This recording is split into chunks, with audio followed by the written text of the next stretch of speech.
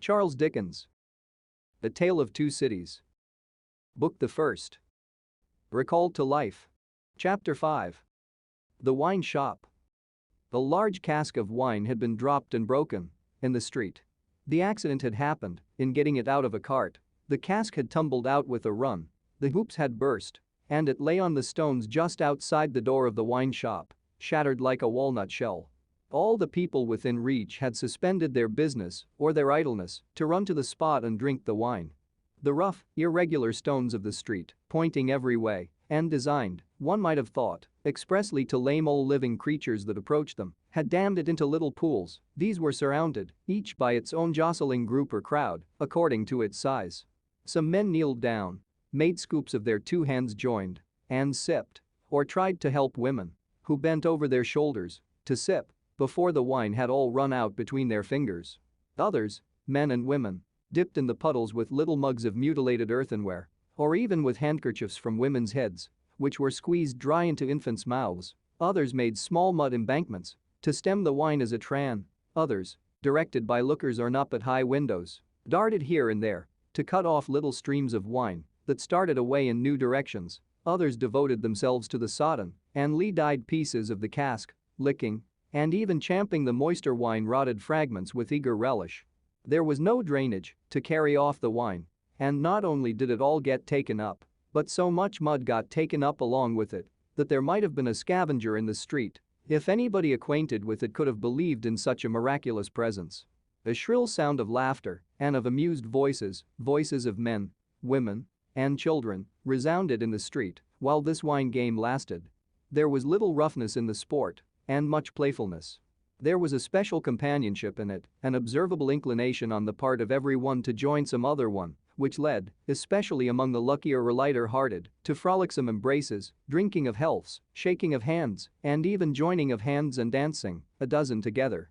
When the wine was gone, and the places where it had been most abundant were raked into a gridiron patterned by fingers, these demonstrations ceased as suddenly as they had broken out. The man who had left his saw sticking in the firewood he was cutting set it in motion again. The women who had left on a doorstep the little pot of hot ashes at which she had been trying to soften the pain in her own starved fingers and toes, or in those of her child, returned to it. Men with bare arms, matted locks, and cadaverous faces, who had emerged into the winter light from cellars, moved away to descend again, and a gloom gathered on the scene that appeared more natural to it than sunshine. The wine was red wine and had stained the ground of the narrow street in the suburb of Saint Antoine, in Paris, where it was spilled. It had stained many hands, too, and many faces, and many naked feet, and many wooden shoes. The hands of the man who sawed the wood left red marks on the billets, and the forehead of the woman who nursed her baby was stained with the stain of the old rag she wound about her head again. Those who had been greedy with the staves of the cask had acquired a tigerish smear about the mouth, and one tall joker so besmirched, his head more out of a long squalid bag of a nightcap than in it, scrawled upon a wall with his finger dipped in muddy Winelee's blood. The time was to come when that wine too would be spilled on the street stones, and when the stain of it would be read upon many there. And now that the cloud settled on Saint Antoine, which a momentary gleam had driven from his sacred countenance, the darkness of it was heavy, cold, dirt, sickness, ignorance, and want were the lords in waiting on the saintly presence, nobles of great power all of them, but most especially the last. Samples of a people that had undergone a terrible grinding and regrinding in the mill, and certainly not in the fabulous mill which ground old people young, shivered at every corner, passed in and out at every doorway, looked from every window, fluttered in every vestige of a garment that the wind shook. The mill which had worked them down was the mill that grinds young people old. The children had ancient faces and grave voices, and upon them, and upon the grown faces, and plowed into every furrow of age and coming up afresh, was the sigh, hunger. It was prevalent everywhere. Hunger was pushed out of the tall houses, in the wretched clothing that hung upon poles and lines. Hunger was patched into them with straw and rag and wood and paper. Hunger was repeated in every fragment of the small modicum of firewood that the man sawed off. Hunger stared down from the smokeless chimneys and started up from the filthy street that had no offal, among its refuse, of anything to eat. Hunger was the inscription on the baker's shelves, written in every small loaf of his scanty stock of bad bread, at the sausage shop, in every dead dog preparation that was offered for sale. Hunger rattled its dry bones among the roasting chestnuts in the turned cylinder. Hunger was shred into atomics in every farthing porringer of husky chips of potato, fried with some reluctant drops of oil. Its abiding place was in all things fitted to it. A narrow winding street, full of offense and stench, with other narrow winding streets diverging, all peopled by rags and nightcaps, and all smelling of rags and nightcaps, and all visible things with a brooding look upon them that looked ill. In the hunted air of the people there was yet some wild beast thought of the possibility of turning at bay. Depressed and slinking though they were, eyes of fire were not wanting among them, nor compressed lips, white with what they suppressed, nor foreheads knitted into the likeness of the gallows rope they mused about enduring or inflicting. The trade signs, and they were almost as many as the shops, were all grim illustrations of want. The butcher and the porkman painted up only the leanest scrags of meat, the baker the coarsest of meager loaves. The people rudely pictured as drinking in the wine shops croaked over their scanty measures of thin wine and beer and were gloweringly confidential together. Nothing was represented in a flourishing condition, save tools and weapons, but the cutler's knives and axes were sharp and bright, the smith's hammers were heavy, and the gunmaker's stock was murderous. The crippling stones of the pavement, with their many little reservoirs of mud and water, had no footways, but broke off abruptly at the doors. The kennel, to make amends, ran down the middle of the street when it ran at all.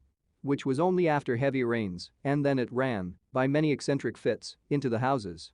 Across the streets, at white intervals, one clumsy lamp was slung by a rope and pulley. At night, when the lamplighter had let these down, and lighted, and hoisted them again, a feeble grove of dim wicks swung in a sickly manner overhead, as if they were at sea. Indeed they were at sea, and the ship and crew were in peril of tempest. For the time was to come when the gaunt scarecrows of that region should have watched the lamplighter, in their idleness and hunger, so long as to conceive the idea of improving on his method and hauling up men by those ropes and pulleys to flare upon the darkness of their condition. But the time was not come yet, and every wind that blew over France shook the rags of the scarecrows in vain, for the birds, fine of song and feather, took no warning. The wine shop was a corner shop, better than most others in its appearance and degree, and the master of the wine shop had stood outside it, in a yellow waistcoat and green breeches, looking on at the struggle for the lost wine. "It's not my affair," said he, with a final shrug of the shoulders. "The people from the market did it. Let them bring another." There, his eyes happening to catch the tall joker writing up his joke, he called to him across the way, "Say, then, my Gaspard, what do you do there?" The fellow pointed to his joke with immense significance, as is often the way with his tribe. It missed its mark and completely failed, as is often the way with his tribe too. "What now? Are you a subject for the mad hospital?"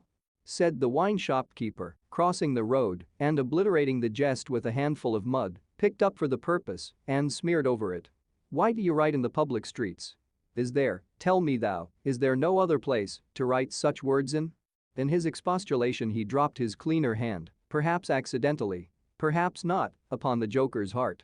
The joker rapped it with his own, took a nimble spring upward, and came down in a fantastic dancing attitude, with one of his stained shoes jerked off his foot into his hand and held out. A joker of an extremely, not to say wolfishly practical character, he looked, under those circumstances. Put it on," said the other. "Call wine, wine, and finish there." With that advice, he wiped his soiled hand upon the joker's dress, such as it was, quite deliberately, as having dirtied the hand on his account, and then recrossed the road and entered the wine shop. This wine shop keeper was a bull-necked, martial-looking man of 30, and he should have been of a hot temperament, for, although it was a bitter day, he wore no coat, but carried one slung over his shoulder. His shirt sleeves were rolled up, too, and his brown arms were bare to the elbows. Neither did he wear anything more on his head than his own crisply curling short dark hair. He was a dark man altogether, with good eyes and a good bold breadth between them. Good-humored looking on the whole, but implacable looking, too, evidently a man of a strong resolution and a set purpose, a man not desirable to be met, rushing down a narrow pass with a gulf on either side, for nothing would turn the man. Madame Defarge, his wife, sat in the shop behind the counter as he came in. Madame Defarge was a stout woman of about his own age, with a watchful eye that seldom seemed to look at anything, a large hand heavily ringed, a steady face, strong features, and great composure of manner. There was a character about Madame Defarge from which one might have predicated that she did not often make mistakes against herself in any of the reckonings over which she presided. Madame Defarge, being sensitive to cold, was wrapped in fur and had a quantity of bright shawl twined about her head, though not to the concealment of her large earrings. Her knitting was before her, but she had laid it down to pick her teeth with a toothpick. Thus engaged, with her right elbow supported by her left hand, Madame Defarge said nothing when her lord came in, but coughed just one grain of cough. This, in combination with the lifting of her darkly defined eyebrows over her toothpick by the breadth of a line, suggested to her husband that he would do well to look round the shop among the customers for any new customer who had dropped in while he stepped over the way. The wine shop keeper accordingly rolled his eyes about until they rested upon an elderly gentleman and a young lady who were seated in a corner. Other company were there, 2 playing cards, 2 playing dominoes, 3 standing by the counter lengthening out a short supply of wine. As he passed behind the counter, he took notice that the elderly gentleman said in a look to the young lady, "This is our man." "What the devil do you do in that galley there?" said Monsieur Defarge to himself. "I don't know you." But he feigned not to notice the 2 strangers and fell into discourse with the triumvirate of customers who were drinking at the counter. "How goes it, Jacques?" said one of these 3 to Monsieur Defarge. "Is all the spilt wine swallowed?" "Every drop, Jacques," answered Monsieur Defarge. When this interchange of Christian name was effected, Madame Defarge, picking her teeth with her toothpick, coughed another grain of cough and raised her eyebrows by the breadth of another line. "It is not often," said the second of the 3, addressing Monsieur Defarge, "that many of these miserable beasts know the taste of wine or of anything but black bread and death. Is it not so, Jacques?" "It is so, Jacques," Monsieur Defarge returned. At this second interchange of the Christian name, Madame Defarge, still using her toothpick with profound composure, coughed another grain of cough and raised her eyebrows by the breadth of another line. The last of the 3 now said his say as he put down his empty drinking vessel and smacked his lips. "Ah! So much the worse.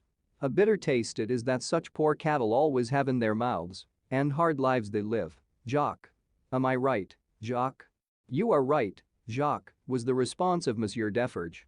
This third interchange of the Christian name was completed at the moment when Madame Defarge put her toothpick by, kept her eyebrows up, and slightly rustled in her seat. "Hold then." "True," muttered her husband. "Gentlemen, my wife." The 3 customers pulled off their hats to Madame Defarge with 3 flourishes. She acknowledged their homage by bending her head and giving them a quick look. Then she glanced in a casual manner round the wine shop, took up her knitting with great apparent calmness and repose of spirit, and became absorbed in it. "Gentlemen," said her husband, who had kept his bright eye observantly upon her, "good day. The chamber, furnished bachelor fashion, that you wished to see and were inquiring for when I stepped out, is on the 5th floor. The doorway of the staircase gives on the little courtyard close to the left here," pointing with his hand, "near to the window of my establishment. But, now that I remember, one of you has already been there and can show the way. Gentlemen, adieu." They paid for their wine and left the place. The eyes of Monsieur Defarge were studying his wife at her knitting when the elderly gentleman advanced from his corner and begged the favor of a word. "Willingly, sir," said Monsieur Defarge, and quietly stepped with him to the door. Their conference was very short but very decided. Almost at the first word, Monsieur Defarge started and became deeply attentive. It had not lasted a minute when he nodded and went out. The gentleman then beckoned to the young lady, and they, too, went out. Madame Defarge knitted with nimble fingers and steady eyebrows and saw nothing. Mr. Jarvis Lorry and Miss Manette, emerging from the wine shop thus, joined Monsieur Defarge in the doorway to which he had directed his own company just before. It opened from a stinking little black courtyard and was the general public entrance to a great pile of houses inhabited by a great number of people. In the gloomy tile-paved entry to the gloomy tile-paved staircase, Monsieur Defarge bent down on one knee to the child of his old master and put her hand to his lips. It was a gentle action, but not at all gently done. A very remarkable transformation had come over him in a few seconds. He had no good humor in his face, nor any openness of aspect left, but had become a secret, angry, dangerous man. "It is very high, it is a little difficult. Better to begin slowly." Thus, Monsieur Defarge, in a stern voice, to Mr. Lorry, as they began ascending the stairs. "Is he alone?" the latter whispered. "Alone? God help him. Who should be with him?" said the other, in the same low voice. "Is he always alone, then?" "Yes." "Of his own desire?" "Of his own necessity. As he was, when I first saw him, after they found me, and demanded to know if I would take him, and, at my peril be discreet, as he was then, so he is now." "He is greatly changed?" "Changed." The keeper of the wine shop stopped to strike the wall with his hand and mutter a tremendous curse. No direct answer could have been half so forcible. Mr. Lorry's spirits grew heavier and heavier as he and his two companions ascended higher and higher. Such a staircase, with its accessories, in the older and more crowded parts of Paris, would be bad enough now, but, at that time, it was vile indeed to unaccustomed and unhardened senses. Every little habitation within the great foul nest of one high building, that is to say, the room or rooms within every door that opened on the general staircase, left its own heap of refuse on its own landing, besides flinging other refuse from its own windows. The uncontrollable and hopeless mass of decomposition so engendered would have polluted the air, even if poverty and deprivation had not loaded it with their intangible impurities. The two bad sources combined made it almost insupportable. Through such an atmosphere, by a steep dark shaft of dirt and poison, the waylay. Yielding to his own disturbance of mind and to his young companion's agitation, which became greater every instant, Mr. Jarvis Lorry twice stopped to rest. Each of these stoppages was made at a doleful grating, by which any languishing good airs that were left uncorrupted seemed to escape, and all spoilt and sickly vapors seemed to crawl in. Through the rusted bars, tastes, rather than glimpses, were caught of the jumbled neighborhood, and nothing within range, nearer or lower than the summits of the two great towers of Notre Dame, had any promise on it of healthy life or wholesome aspirations. At last, the top of the staircase was gained, and they stopped for the third time. There was yet an upper staircase, of a steeper inclination and of contracted dimensions, to be ascended before the garret story was reached. The keeper of the wine shop, always going a little in advance, and always going on the side which Mr. Lorry took, as though he dreaded to be asked any question by the young lady, turned himself about here and, carefully feeling in the pockets of the coat he carried over his shoulder, took out a key. "The door is locked then, my friend?" said Mr. Lorry, surprised. "Eh? Yes," was the grim reply of Monsieur Defarge. "You think it necessary to keep the unfortunate gentleman so retired?" "I think it necessary to turn the key." Monsieur Defarge whispered it closer in his ear and frowned heavily. "Why? Why? Because he has lived so long, locked up, that he would be frightened, rave, tear himself to pieces, die, come to I know not what harm, if his door was left open." "Is it possible?" exclaimed Mr. Lorry. "Is it possible?" repeated Defarge, bitterly. "Yes. And a beautiful world we live in, when it is possible, and when many other such things are possible, and not only possible, but done, see you, under that sky there, every day. Long live the devil. Let us go on." This dialogue had been held in so very low a whisper that not a word of it had reached the young lady's ears. But, by this time she trembled under such strong emotion, and her face expressed such deep anxiety, and, above all, such dread and terror, that Mr. Lorry felt it incumbent on him to speak a word or two of reassurance. "Courage, dear miss. Courage. Business. The worst will be over in a moment, it is but passing the room door, and the worst is over. Then, all the good you bring to him, all the relief, all the happiness you bring to him, begin. Let our good friend here assist you on that side.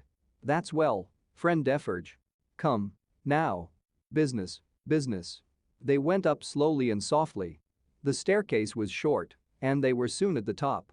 There, as it had an abrupt turn in it, they came all at once in sight of three men, whose heads were bent down close together at the sight of a door, and who were intently looking into the room to which the door belonged, through some chinks or holes in the wall. On hearing footsteps close at hand, these three turned and rose and showed themselves to be the three of one name who had been drinking in the wine shop. "I forgot them in the surprise of your visit," explained Monsieur Defarge. "Leave us, good boys, we have business here." The three glided by and went silently down. There appearing to be no other door on that floor, and the keeper of the wine shop going straight to this one, when they were left alone, Mr. Lorry asked him in a whisper, with a little anger, "Do you make a show of Monsieur Manette?" I show him, in the way you have seen, to a chosen few. Is that well? I think it is well. Who are the few? How do you choose them? I choose them as real men. Of my name, Jacques is my name, to whom the sight is likely to do good. Enough. You are English, that is another thing. Stay there, if you please, a little moment. With an admonitory gesture to keep them back, he stooped and looked in through the crevice in the wall. Soon raising his head again, he struck twice or thrice upon the door, evidently with no other object than to make a noise there. With the same intention, he drew the key across it 3 or 4 times before he put it clumsily into the lock and turned it as heavily as he could. The door slowly opened inward under his hand, and he looked into the room and said something. A faint voice answered something. Little more than a single syllable could have been spoken on either side. He looked back over his shoulder and beckoned them to enter. Mr. Lorry got his arm securely round the daughter's waist and held her, for he felt that she was sinking. A business, he urged, with a moisture that was not of business shining on his cheek. Come in, come in. I am afraid of it, she answered, shuddering. Of it? What? I mean of him. Of my father. Rendered in a manner desperate by her state and by the beckoning of their conductor, he drew over his neck the arm that shook upon his shoulder, lifted her a little, and hurried her into the room. He sat her down just within the door and held her, clinging to him. Defarge drew out the key, closed the door, locked it on the inside, took out the key again, and held it in his hand. All this he did, methodically, and with as loud and harsh an accompaniment of noise as he could make. Finally, he walked across the room with a measured tread to where the window was.